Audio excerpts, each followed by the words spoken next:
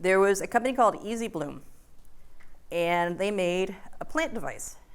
And this was before there was really Wi-Fi or even like reliably like it is now, or iPhones. It was a device which you put in a plant and it would measure the soil, the temperature, the light, and you'd stick it into your computer with a USB port and it would tell you what to grow.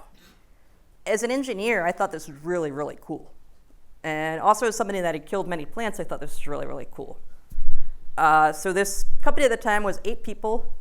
They had just come out of manufacturing and they were about to go ready to launch. And I was like, this is the perfect job for me. So I went and worked there. And it was the perfect job for me because it was fun. It was also the perfect job for me because we launched it at probably the worst time you can launch a gardening product. So we launched this product in November of 2008. So the students here are too young to remember this, but 2008 was right at the beginning of a global meltdown around mortgages.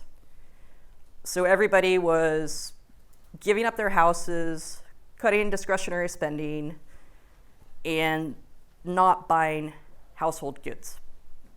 Plus, November is a terrible time for a gardening product. Nobody gardens. The bright side of the story was, so the first month we'd expected to sell around 500 units if we thought it was bad, 1,000 units if it was good. We actually sold 12 units. Like 12.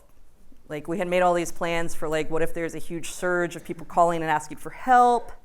How do we get more units from China in a hurry if we need more units? Plan this elaborate launch. We'd actually sent the support person in a bunker to answer all the support calls we anticipated getting. And so we got 12 calls. So we got 12 units total. The bright flip side of this was I was the product manager at the time, and I told the boss, the founder of the company, like, hey, maybe I should try doing some marketing. He's like, oh, marketing.